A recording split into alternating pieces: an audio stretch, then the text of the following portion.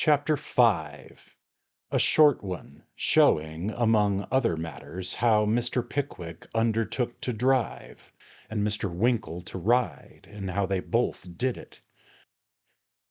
Bright and pleasant was the sky, balmy the air, and beautiful the appearance of every object around, as Mr. Pickwick leaned over the balustrades of Rochester Bridge, contemplating nature and waiting for breakfast. The scene was indeed one which might well have charmed a far less reflective mind than that to which it was presented. On the left of the spectator lay the ruined wall, broken in many places, and in some, overhanging the narrow beach below in rude and heavy masses. Huge knots of seaweed hung upon the jagged and pointed stones, trembling in every breath of wind, and the green ivy clung mournfully round the dark and ruined battlements. Behind it rose the ancient castle, its towers roofless, and its massive walls crumbling away, but telling us proudly of its old might and strength, as when, 700 years ago, it rang with the clash of arms, or resounded with the noise of feasting and revelry. On either side, the banks of the Medway, covered with cornfields and pastures, with here and there a windmill or a distant church, stretched away as far as the eye could see, presenting a rich and varied landscape, rendered more beautiful by the changing shadows which passed swiftly across it, as the thin and half-formed clouds skimmed away in the light of the morning sun. The river, reflecting the clear blue of the sky, glistened and sparkled as it flowed noiselessly on, and the oars of the fishermen dipped into the water with a clear and liquid sound, as their heavy but picturesque boats glided slowly down the stream. Mr. Pickwick was roused from the agreeable reverie into which he had been led by the objects before him, by a deep sigh and a touch on his shoulder. He turned round, and the dismal man was at his side. "Contemplating the scene?" inquired the dismal man. "I was," said Mr. Pickwick. "And congratulating yourself on being up so soon?" Mr. Pickwick nodded assent. "Ah, people need to rise early to see the sun in all his splendor, for his brightness seldom lasts the day through. The morning of day and the morning of life are but too much alike." "You speak truly, sir," said Mr. Pickwick. "How common the saying," continued the dismal man, "the morning's too fine to last." How well might it be applied to our everyday existence! God, what would I forfeit to have the days of my childhood restored, or to be able to forget them forever? "You have seen much trouble, sir," said Mr. Pickwick compassionately. "I have," said the dismal man hurriedly, "I have. More than those who see me now would believe possible." He paused for an instant, and then said abruptly, "Did it ever strike you on such a morning as this that drowning would be happiness and peace?"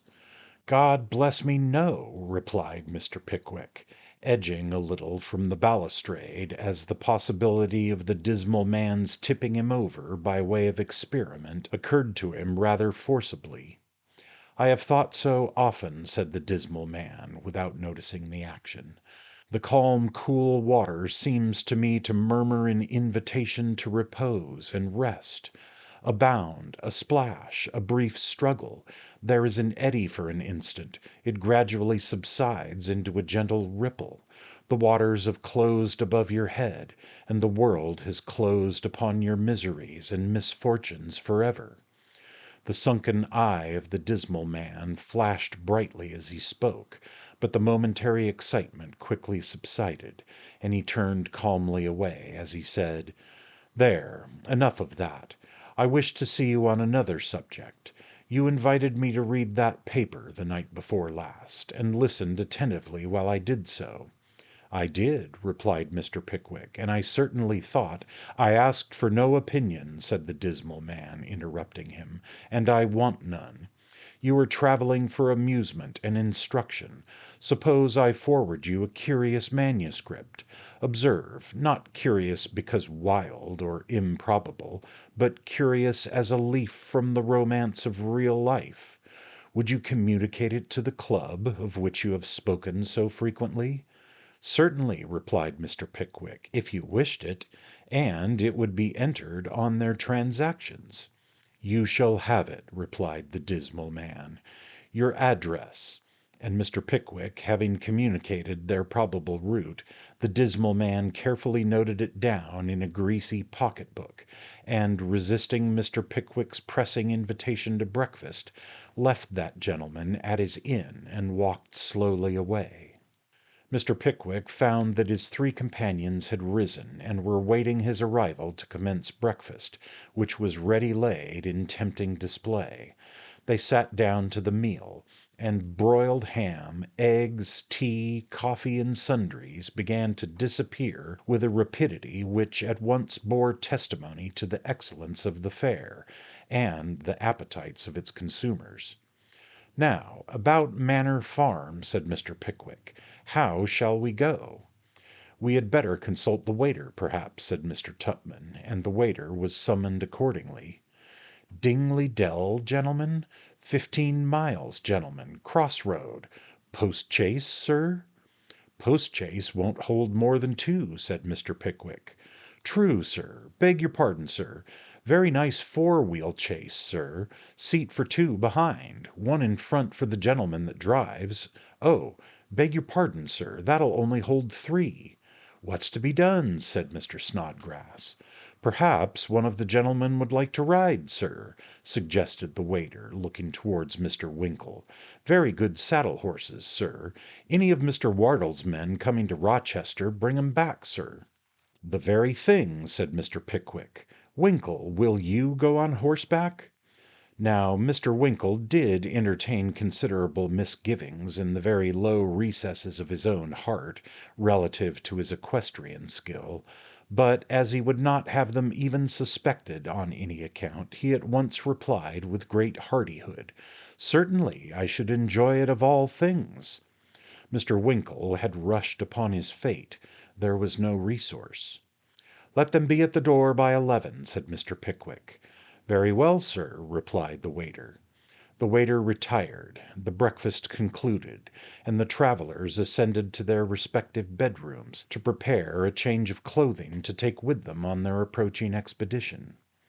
Mr. Pickwick had made his preliminary arrangements, and was looking over the coffee-room blinds at the passengers in the street, when the waiter entered and announced that the chaise was ready, an announcement which the vehicle itself confirmed by forthwith appearing before the coffee-room blinds aforesaid. It was a curious little green box on 4 wheels, with a low place like a wine bin for 2 behind, and an elevated perch for 1 in front, drawn by an immense brown horse, displaying great symmetry of bone. An ostler stood near, holding by the bridle another immense horse, apparently a near relative of the animal in the chaise, ready saddled for Mr. Winkle. "Bless my soul!" said Mr. Pickwick, as they stood upon the pavement while the coats were being put in. "Bless my soul! Who's to drive? I never thought of that." "Oh, you, of course," said Mr. Tupman. "Of course," said Mr. Snodgrass. "I?" exclaimed Mr. Pickwick. "Not the slightest fear, sir," interposed the ostler. "Warrant him quiet, sir. A hinfant in arms might drive him." "He don't shy, does he?" inquired Mr. Pickwick. "Shy, sir? He wouldn't shy if he was to meet a wagon load of monkeys with their tails burned off." The last recommendation was indisputable. Mr. Tupman and Mr. Snodgrass got into the bin. Mr. Pickwick ascended to his perch, and deposited his feet on a floor-clothed shelf erected beneath it for that purpose. "Now, Shiny Villiam," said the ostler to the deputy ostler, "give the gemleman the ribbons." Shiny Villiam, so called, probably, from his sleek hair and oily countenance, placed the reins in Mr. Pickwick's left hand, and the upper ostler thrust a whip into his right. "Whoa!" cried Mr. Pickwick, as the tall quadruped evinced a decided inclination to back into the coffee-room window. "Whoa!" echoed Mr. Tupman and Mr. Snodgrass from the bin. "Only his playfulness, gemlemen," said the head ostler encouragingly. "Just kitch hold of him, Villiam." The deputy restrained the animal's impetuosity, and the principal ran to assist Mr. Winkle in mounting. "T'other side, sir, if you please." "Blowed if the gemleman warn't a getting up on the wrong side," whispered a grinning post-boy to the inexpressibly gratified waiter. Mr. Winkle, thus instructed, climbed into his saddle with about as much difficulty as he would have experienced in getting up the side of a first-rate man-of-war. "All right?" inquired Mr. Pickwick, with an inward presentiment that it was all wrong. "All right," replied Mr. Winkle, faintly. "Let him go!" cried the ostler. "Hold him in, sir!" And away went the chaise and the saddle horse with Mr. Pickwick on the box of the one and Mr. Winkle on the back of the other, to the delight and gratification of the whole inn yard. "What makes him go sideways?" said Mr. Snodgrass in the bin to Mr. Winkle in the saddle. "I can't imagine," replied Mr. Winkle. His horse was drifting up the street in the most mysterious manner, side first, with his head towards one side of the way and his tail towards the other. Mr. Pickwick had no leisure to observe either this or any other particular, the whole of his faculties being concentrated in the management of the animal attached to the chaise, who displayed various peculiarities, highly interesting to a bystander, but by no means equally amusing to any one seated behind him. Besides constantly jerking his head up in a very unpleasant and uncomfortable manner, and tugging at the reins to an extent which rendered it a matter of great difficulty for Mr. Pickwick to hold them, he had a singular propensity for darting suddenly every now and then to the side of the road, then stopping short, and then rushing forward for some minutes at a speed which it was wholly impossible to control. "What can he mean by this?" said Mr. Snodgrass, when the horse had executed this maneuver for the 20th time. "I don't know," replied Mr. Tupman. "It looks very like shying, don't it?" Mr. Snodgrass was about to reply when he was interrupted by a shout from Mr. Pickwick. "Whoa!" said that gentleman. "I've dropped my whip." "Winkle," said Mr. Snodgrass, as the equestrian came trotting up on the tall horse, with his hat over his ears and shaking all over, as if he would shake to pieces with the violence of the exercise. "Pick up the whip, there's a good fellow."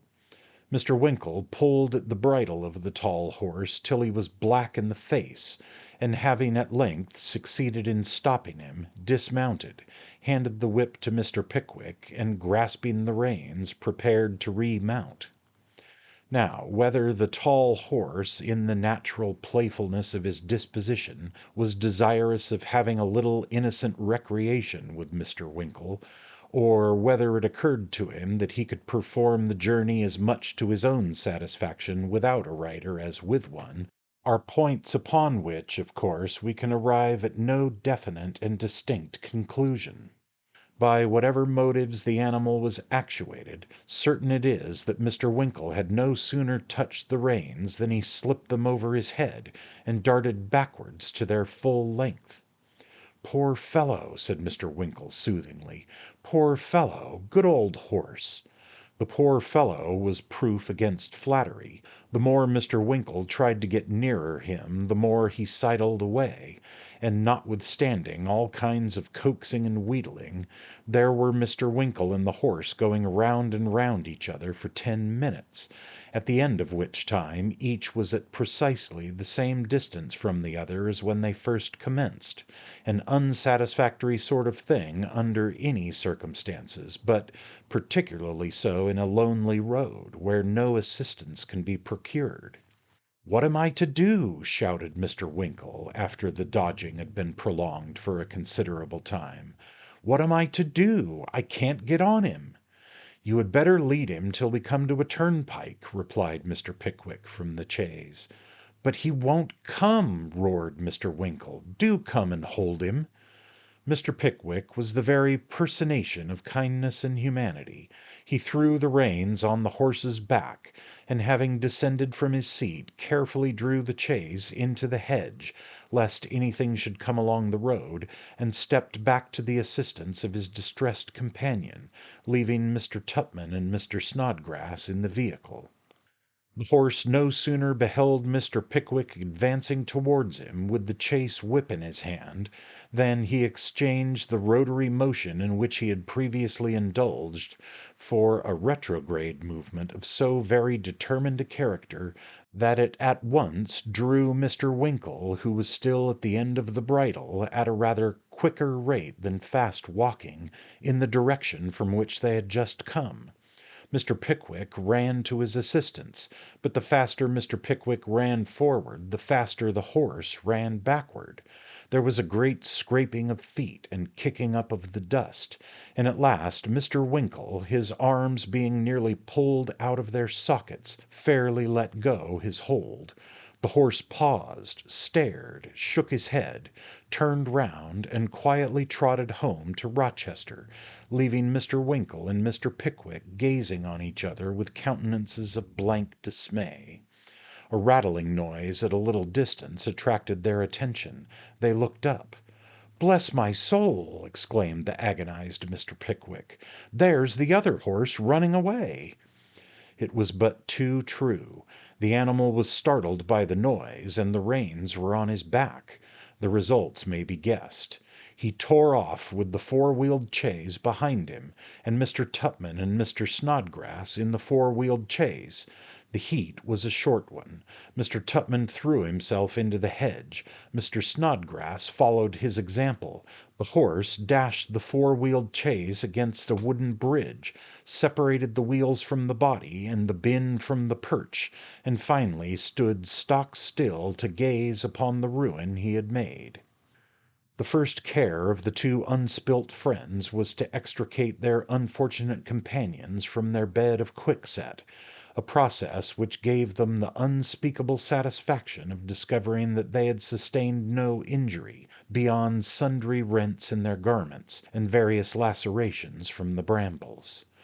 The next thing to be done was to unharness the horse.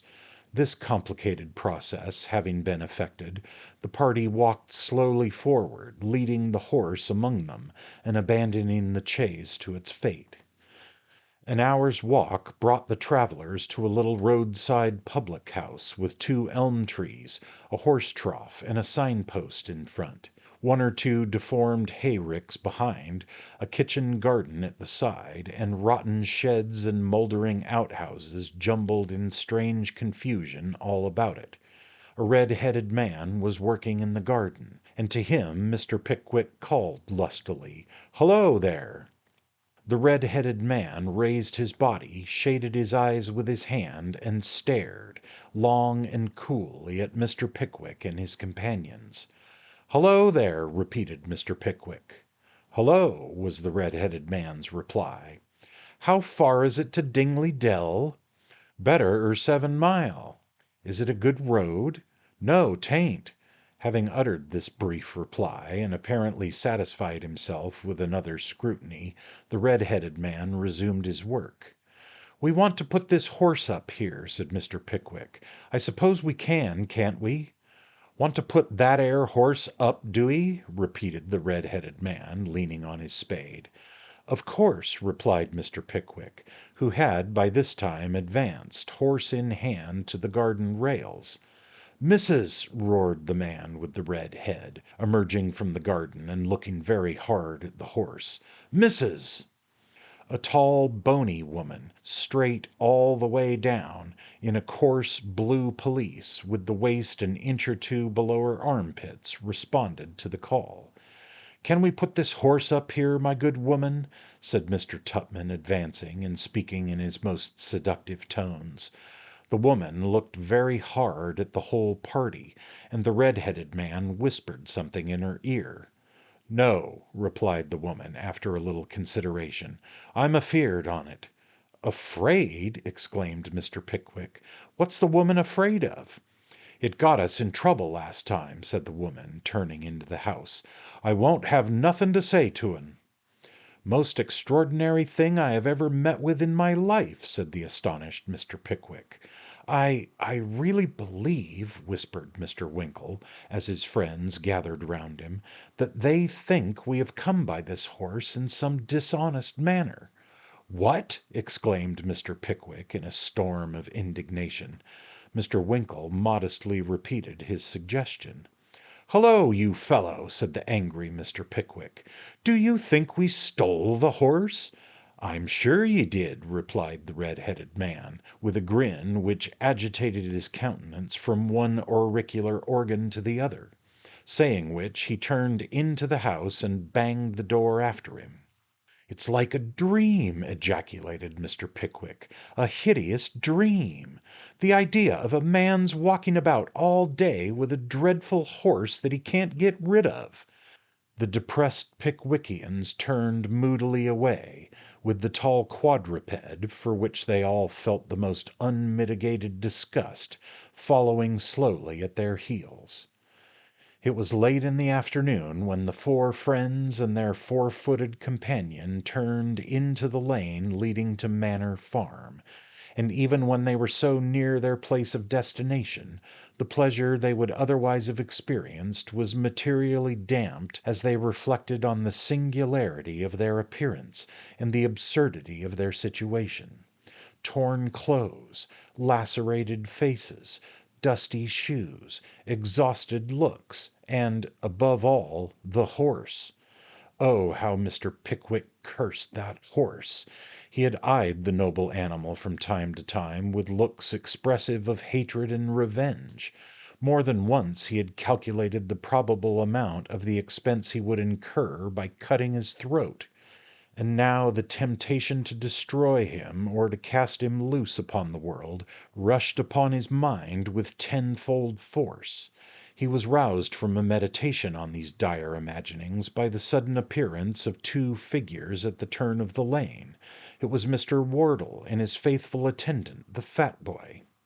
"Why, where have you been?" said the hospitable old gentleman. "I've been waiting for you all day. Well, you do look tired. What? Scratches? Not hurt, I hope, eh? Well, I am glad to hear that, very. So you've been spilt, eh? Never mind. Common accident in these parts. Joe! He's asleep again. Joe, take that horse from the gentleman and lead it into the stable." The fat boy sauntered heavily behind them with the animal, and the old gentleman, condoling with his guests in homely phrase on so much of the day's adventures as they thought proper to communicate, led the way to the kitchen. "We'll have to put you to rights here," said the old gentleman, "and then I'll introduce you to the people in the parlour. Emma, bring out the cherry brandy. Now, Jane, a needle and thread here. Towels and water, Mary. Come, girls, bustle about." Three or four buxom girls speedily dispersed in search of the different articles in requisition, while a couple of large-headed, circular-visaged males rose from their seats in the chimney-corner, for although it was a May evening, their attachment to the wood-fire appeared as cordial as if it were Christmas, and dived into some obscure recesses, from which they speedily produced a bottle of blacking and some half-dozen brushes. "Bustle," said the old gentleman again, but the admonition was quite unnecessary, for one of the girls poured out the cherry brandy, and another brought in the towels, and one of the men suddenly seizing Mr. Pickwick by the leg, at imminent hazard of throwing him off his balance, brushed away at his boot till his corns were red hot, while the other shampooed Mr. Winkle with a heavy clothes brush, indulging during the operation in that hissing sound which ostlers are wont to produce when engaged in rubbing down a horse. Mr. Snodgrass, having concluded his ablutions, took a survey of the room while standing with his back to the fire, sipping his cherry brandy with heartfelt satisfaction. He describes it as a large apartment with a red brick floor and a capacious chimney, the ceiling garnished with hams, sides of bacon, and ropes of onions, The walls were decorated with several hunting whips, 2 or 3 bridles, a saddle, and an old rusty blunderbuss with an inscription below it intimating that it was "loaded," as it had been on the same authority for half a century at least. An old 8-day clock, of solemn and sedate demeanour, ticked gravely in one corner, and a silver watch of equal antiquity dangled from one of the many hooks which ornamented the dresser. "Ready?" said the old gentleman inquiringly, when his guests had been washed, mended, brushed, and brandied. "Quite," replied Mr. Pickwick. "Come along, then." And the party, having traversed several dark passages, and being joined by Mr. Tupman, who had lingered behind to snatch a kiss from Emma, for which he had been duly rewarded with sundry pushings and scratchings, arrived at the parlour door. "Welcome," said their hospitable host, throwing it open and stepping forward to announce them. "Welcome, gentlemen, to Manor Farm."